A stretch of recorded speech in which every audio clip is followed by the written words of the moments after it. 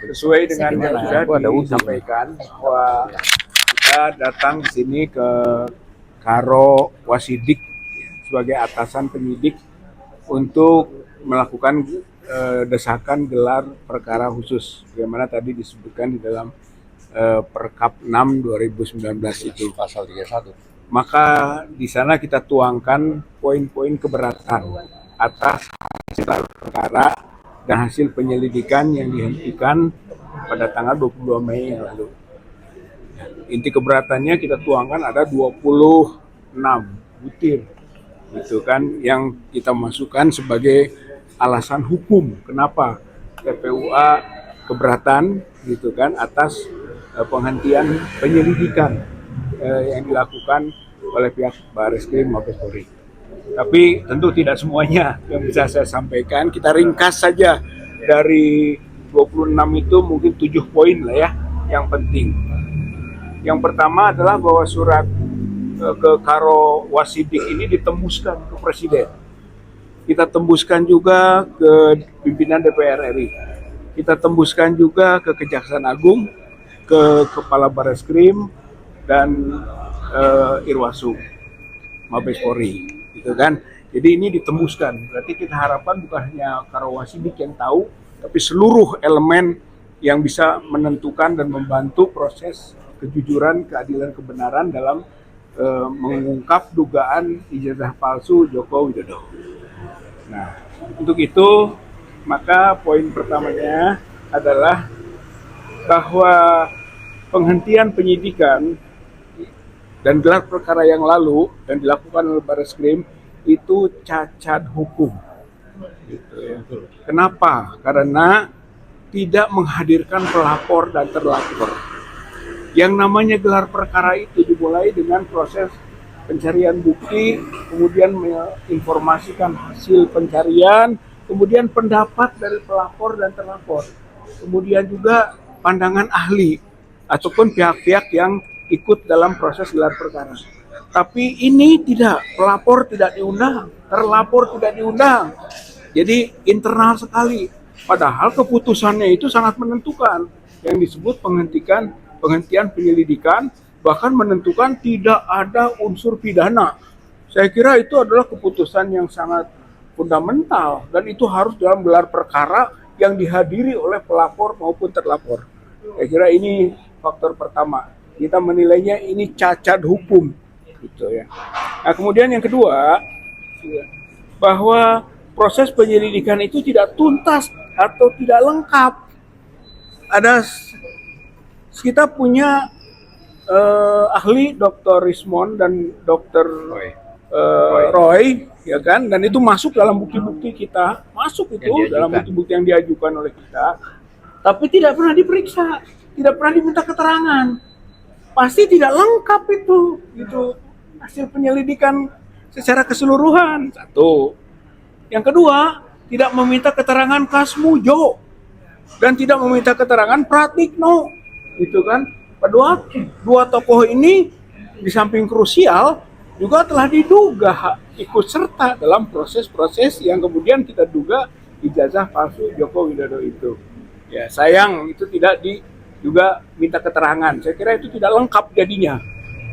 Yang ketiga adalah tidak diminta keterangannya Aida Grand Jury, putri dari Profesor Ahmad Sumitro yang waktu itu dekan Fakultas Kehutanan.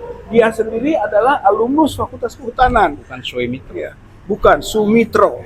Dia membuat surat, gitu kan, bukti ini tanda tangan yang benar. Profesor Dr. Insinyur Ahmad Sumitro, Bapak itu. Kemudian namanya bukan SOE.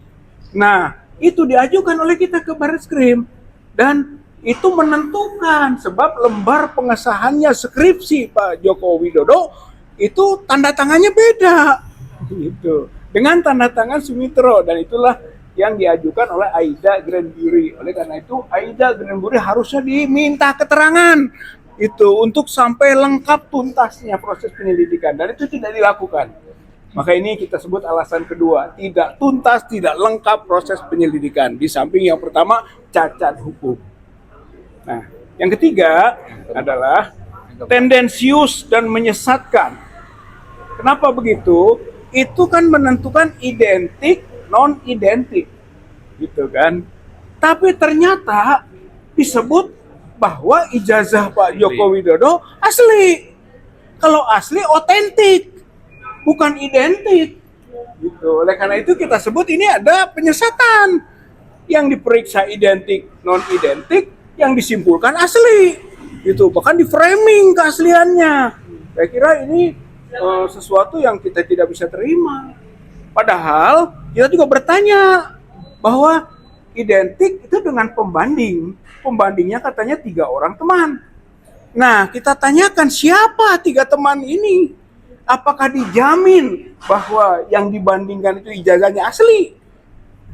Kalau saja tidak asli, ya identik, tapi identik palsu. Padahal kami juga punya data. Pak Jokowi itu ya ijazahnya nomor 1120. Sedangkan ada data lain ijazah nomor 115 dan 117. Dari 117, 115 dibandingkan 1120 tidak identik. Gitu ya. Jadi non-identik. Oleh karena itu menjadi persoalan dalam konteks ini. Oleh karenanya konklusinya tadi terjadi penyesatan antara identik, non-identik dengan otentik. Nah, yang keempat itu adalah simplifikasi, menyederhanakan dengan pola membuktikan soal skripsi atau lembar pengesahan skripsi ijazah skripsinya Joko Widodo dengan hanya meraba cekung. Saya kira itu simpel sekali. Itu tidak masuk kategori scientific crime investigation, bukan investigasi yang saintifik. Dan ternyata itu kesimpulannya, di mana Barreskrim dengan meraba dan melihat cekungan, kemudian disebut itu hand press dan itu letter press. Dibandingkan dengan percetakan, dikatakan iya, selesai saja. Oh, nggak bisa. Harusnya penelitiannya saintifik. Uji kertas, ya, uji tinta. Bener, tintanya diuji tahun berapa, sama tidak, kertasnya sama tidak yang ijazah dengan lembar pengesahan, dengan kontennya yang diketik-ketik itu bener enggak sama usianya. Itu tidak dilakukan. Itu harusnya terbuka. Begitu ya. Ini yang keempat. Yang kelima adalah bahwa kami mendorong gelar perkara khusus karena ada dasar hukum. Bukan semata-mata tidak puas saja. Ada dasar hukumnya. Komplainnya pelapor atau pengadu itu faktor. Faktor kedua adalah kasusnya itu menjadi perhatian umum.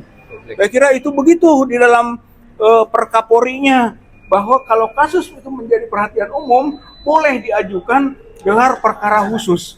Gitu. Karena kita tidak merasa gelar perkara biasa kemarin itu tidak optimal dan tidak terbuka dan tidak sesuai juga dengan peraturan yang ada. Itu yang kelima. Yang keenam, kita mengingatkan pasal 10 ayat 1 dan ayat 2 Undang-Undang 31 tahun 2014 tentang perlindungan korban, saksi, dan pelapor. Bahwa ketika proses berjalan, pelapor, saksi, korban tidak boleh dituntut pidana dan tidak boleh dituntut perdata. Pasal 17. Itu penegasannya ya, pasal 17 undang-undang tersebut, termasuk pasal 10 ayat 1, pasal 10 ayat 2. Dan kita mengingatkan lagi Perma 1 tahun 1956 bahwa kalau ada kasus perdata sedang berjalan untuk konten yang sama, maka hentikan dulu yang pidana. Dan sekarang kasus itu sedang berjalan di Solo dan di Sleman. Itu perdata untuk perbuatan melawan hukum ijazah palsu Joko Widodo.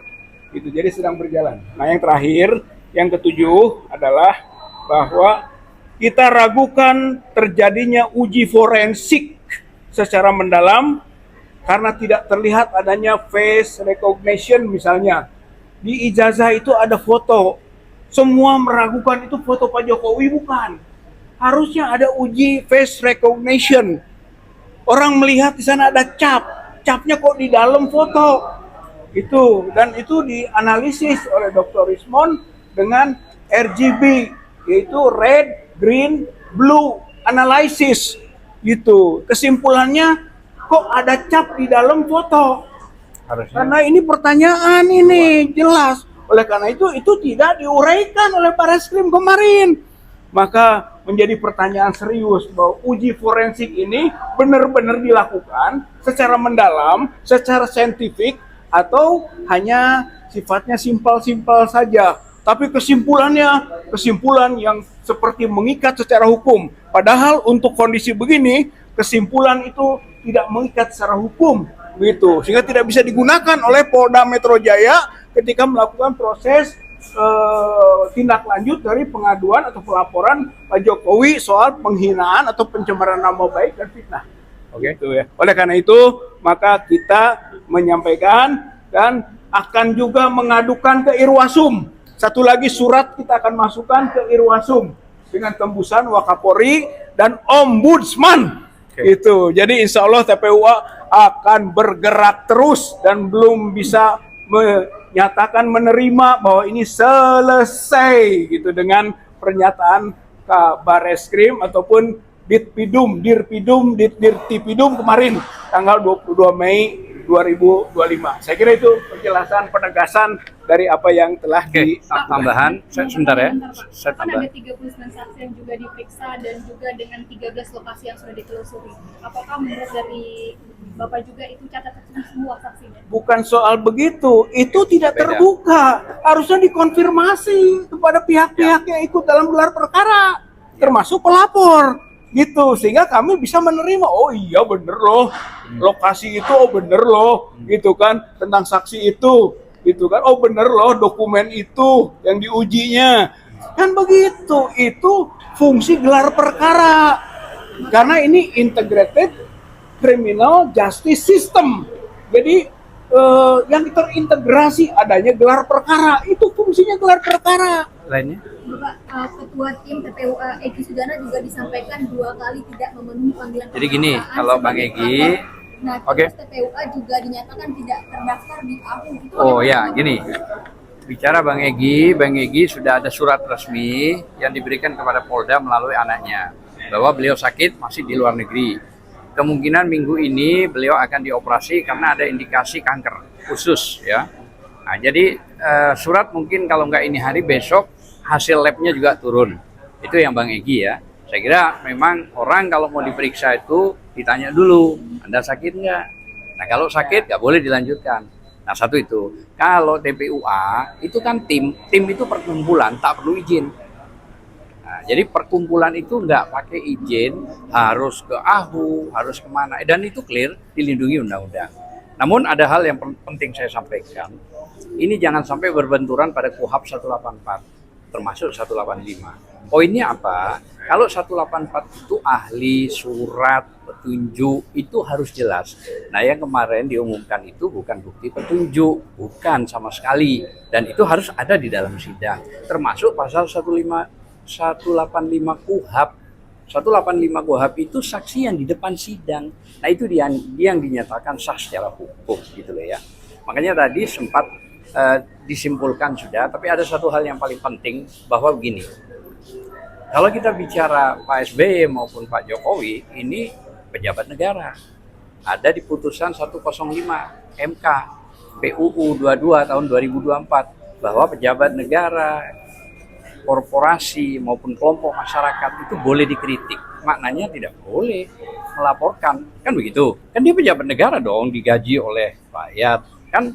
Dia sekarang masuk di Kepres 30, diangkat menjadi pejabat tinggi Danatara, Dewas ya. Nah, jadi makanya secara hukum harusnya tidak perlu begitu. Saya kira itu aja dulu sementara. Pak Rizal, kan kemarin kalau dari TPU kan gelar perkara, katanya TPU kan tidak diundang. Tapi tidak. Kalau misalkan untuk penghentian penyidikannya Pak, penyelidikannya itu dari TPU sudah menerima surat penghentiannya belum? Makanya kita dapat. Saya dapat karena dikirim ke kantor saya. Ya, dikirim ke kantor saya tadi malam, sudah saya dihubungi dan saya sudah kirim juga ke anaknya Bang Egy bahwa intinya ya tadi dihentikan penyelidikan. Ada, sudah clear. Oke. Kalau surat itu clear dari sini, Oke. nggak ada masalah. Namun yang menjadi masalah, kenapa harus dihentikan penyelidikan? Padahal tanggal 9 Desember ke sekarang kan 6 bulan, kurang lebih lah ya berjalan itu. Nah, sedang Pak Jokowi melaporkan kapan, tahu-tahu seminggu sudah mulai ada klarifikasi undangan, kok begitu cepat. Jadi equality before the law itu sudah tidak seimbang. Nah, ini yang saya maksud, harusnya keadilan itu harus real gitu loh. Maksud saya begitu. Jadi kenapa yang 6 bulan ini kok nggak jalan, tetap aja standarnya masih dumas gitu ya. Harusnya sudah ada LP. Nah, itu yang kami juga menanyakan, dihentikan karena faktor apa. Nah, makanya kami buat surat kan ke sini ya. Gelar perkara khusus. Buat surat, tadi sudah dijelaskan 7 poin ya. 7 poin. 7 poin, bahwa salah satunya tadi internal Polri ya, di pasal 31 itu nomor 6 itu dijelaskan bahwa gelar ada 2, gelar biasa sama gelar khusus. Kita minta yang khusus. Artinya terbuka saja, kenapa sih? Ini nggak ada masalah kan. Dan saya kira satu hal lagi, bahwa laporan itu dikuatkan pada posisi pencemaran nama baik dan fitnah. Yang mana ini? Apa fitnah, apa pencemaran nama baik? Jangan lagi meloncat ke pasal yang jauh, yang tidak karu-karuan, pasal 32, 35. pasal 35. Itu penjeratan yang targetnya ingin menangkap orang. Padahal tidak masuk dalam konteks perkara ini. Nah, itu yang paling utama. Saya kira itu aja. Terima kasih. Jadi 32, 35 itu adalah pasal untuk melakukan kriminalisasi. Kita di sini eksaminasi, tapi di Polda Metro Jaya itu kriminalisasi. Oleh karena itu, yang tidak bisa juga kita terima itu. Makanya dikritisi pemasukan pasal 32 dan 35 Undang-Undang ITE. Nah, soal tadi yang saya menyinggung sedikit soal AHU itu pendeskreditan ke TPUA Ya. Itu nggak pantas Nggak ada aturan itu. diucapkan oleh seorang direktur tindak pidana umum Barreskrim. Dia tahu kita kan dumas, pengaduan masyarakat. Selama masyarakat ada, mau berapapun jumlahnya, mau lembaganya apa saja, boleh. Kenapa mesti disinggung-singgung, tidak terdaftar di AHU? Ngerti nggak? Tim pembela ulama dan aktivis itu bukan organisasi, bukan lembaga, Kumpulan. tapi hanya kumpulan Kumpulan. orang untuk kepentingan membela aktivis dan ulama. Ya. Itu saja. Tanggapan terkait laporan di Polda Metro Jaya, hari ini ada Bapak Aris Marsianipar diperiksa. Dugaan Bapak bakal berlanjut terus sampai penetapan tersangka nggak, Pak? Ya, saya kira kalau memang fair itu tidak. Nggak bisa gitu kan. Satu, karena memang masalahnya juga belum tuntasnya status asli dan tidaknya mengenai ijazah Pak Jokowi dan skripsinya ya. Kita harus paketkan itu. Karena skripsi yang palsu tidak mungkin punya ijazah asli. Gitu. Dari dua-duanya itu belum ada kepastian. Jadi Kepastiannya itu di pengadilan. Ya. Gitu. Putusan di pengadilan Pengadilan menentukan asli tidak. Barreskrim itu tidak punya kompetensi untuk memutuskan asli dan tidak. Makanya tidak bisa dijadikan landasan untuk proses Alat di Polda Metro Jaya. Makanya tidak pas kalau dia menetapkan tersangka Dan pasalnya seterusnya. lagi, pasal tidak bisa menahan. Pasal 310, 311 itu pencemaran nama baik, dan pasal fitnah tidak bisa menahan. Kalau mau ditarik ke ITE pasal 27, Tidak bisa juga. tidak bisa. Tapi kalau dipaksa masuk ke tadi pasal 32 berarti ada kriminalisasi, pemaksaan. Itu kan pasal 32, 35 boleh dibuka. Itu kan merubah-rubah, ya kan? Gambar ini dirubah terus diupload dengan berbicara. Nah, itu tidak terjadi kepada siapapun. Gitu loh. Kalau sudah tidak terjadi kepada siapapun bagaimana? Apalagi kalau panggilannya itu setahu saya ya, Iya. itu tanggal 26 Maret 2025. Lah kalau Peristiwanya. Rismond, Roy, Tifa dipakai di situ, nggak ada di situ juga. Nggak ada di situ. Nah, artinya harusnya membuat spesifik lah. Itu loh, membuat tanggal-tanggalnya itu dimasukkan semua. Tapi intinya, kalau ini pencemaran nama baik 310, 311 tidak bisa menahan. Kalau mau dikaitkan ke pasal 27A atau 1, yaitu ITE, itu pun juga nggak bisa. Artinya begini, kalau mau fair, ya udah, proses hukum nggak apa-apa.